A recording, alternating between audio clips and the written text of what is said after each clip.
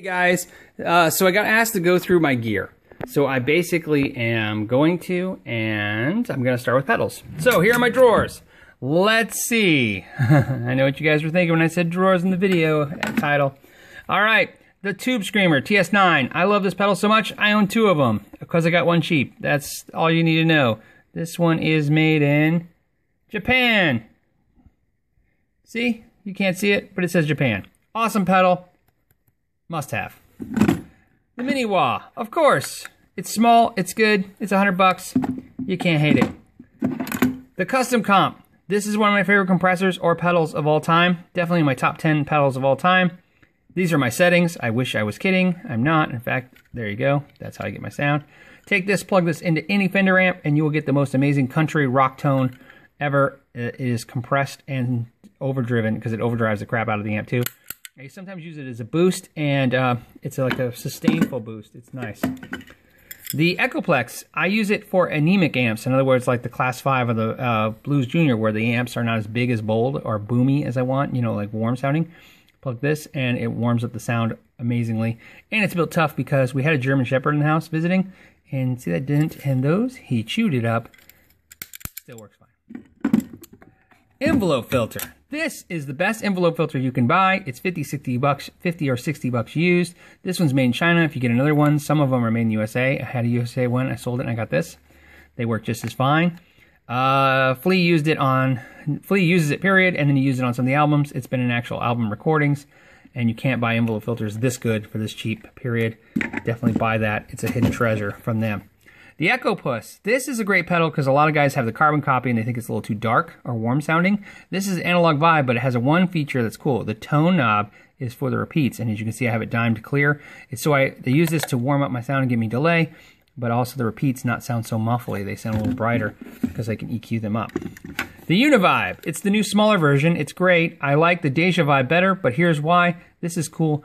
This is great if you want to just warm up your sound and give you that cool, swirly, warm tone overdrive without the Univibe being so over the top that it's overtaking the sound. A little hint of Univibe is what I call that. The Seymour Duncan 805 is assembled in the USA, 125. The drive is just like the Tubescreamer, but a little bit more with EQ. It's really great on the Class 5 and stuff because it's sometimes the Tubescreamers are kind of bright, and you can see on this one I've dimed the bass, which is just, I don't really want to do that for tone, but in the amp I was using this on, and actually that was probably how I had it set. It was just there to warm that amp up. La Machine. This, if you like the song Blue on Black by Kenny Wayne Shepherd, this pedal is basically how he's getting that sound, this kind of type of pedal. So it's a fuzz pedal with an octave up. This is a limited run. They don't make it anymore, but the Submachine is even better, and they make that one now. But I had the La Machine first, so there you go. Although I should admit I have a Submachine too.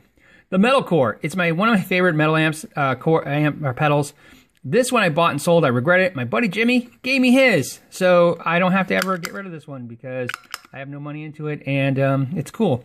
And basically, I know what you guys are thinking. Some of you say yay, and some of you say nay, but low, quiet practice at night when you want metal, this does amazing. Okay, the 5-band EQ from Mesa Boogie. It is amazing. I don't know if I regret buying it. It was overpriced. It's 250 bucks. Even though it's made in USA, it's Mesa Boogie. That's a lot of juice to pay for an EQ pedal, but best EQ pedal I've ever drawn because I don't know how to explain it, but I'm going to say it this way if it makes any sense. The EQ on this is warmer and more organic and less hi-fi. Okay. The Bad Horsey. The first one, not the second one. So the Bad Horsey. I don't know why nothing's focusing now. The Bad Horsey. There you go. The Bad Horsey Wah. It's the original one. It's good. It's made in the USA. It's awesome. And it's very wide. And you touch on it and you touch it and it comes on. So how can you hate that?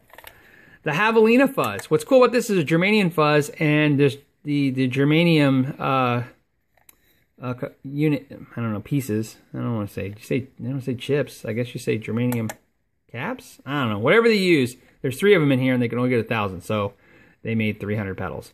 It's a cool pedal. It's light. Even though it's kind of a bigger pedal, it sounds great. It's got a cool vibe. The Empire pedal, you guys seen me do a review of that. Of course, it is great. It's a really cool pedal. This is a pedal I would use if I didn't trust an amp. So if I had an amp and I was like, I know it looks like a space shading, but if I wanted a sound, I would make that like a preamp pedal. Use that. This says in a loop, but it's really the Sanyo pedal juice. I don't know if they make any more, but I've been using this for about 3 years. It powers all my pedals. It's just a lithium battery. You charge it up here, and then you power as many pedals as you want and go for a couple hours at least. The Prince of Tone. Oh, the Prince. I use it in OD mode, although I have a King of Tone getting here tomorrow. A buddy of mine was in the store telling me how amazing the King of Tone is, and I was like, oh, I think I'm missing out on something, so I got a King of Tone. Prince of Tone, believe it or not, this is my second Prince of Tone I've owned.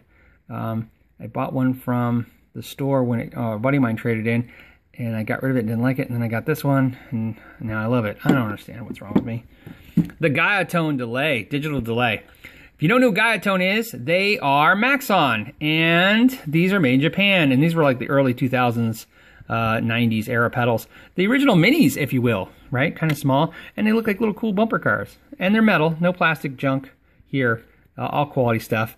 I want the wall rocker, which is like another one of the envelope filters. Very cool, but pricey. It's about 140 bucks. These are cool if you can get them for a good deal. The Plexitone. Plexitone by Carl Martin. True bypass. Whatever that means. No, I'm just kidding. True bypass. This pedal, ironically, sounds like a Marshall when you plug it into a Marshall. I know that sounds silly, but what I mean by that is it sounds like a Marshall quiet. So it's great for jamming at home, plus it sounds good. I like it a lot. Okay, the Zen Drive. And I know what you're thinking, why isn't the Zen Drive on my pedal board? Ah, you'll see, I have a video about my new pedal board coming, and that will be fun. So the Zen Drive. The Acid Reflux. I bought 2 of these. I don't know why, I just wanted to. I think so. They're cool. It's my favorite delay now, because it's easy and dumb, and that's pretty much my settings right there. And I wish they made a blue one, because I think red's cool, but blue would be cool. Obviously the Phase 90 by MXR. I own a couple Phase 90s, but obviously the Van Halen one is my favorite, without a doubt. The Maverick. The Maverick is a mini version of basically the Steve Vai pedal.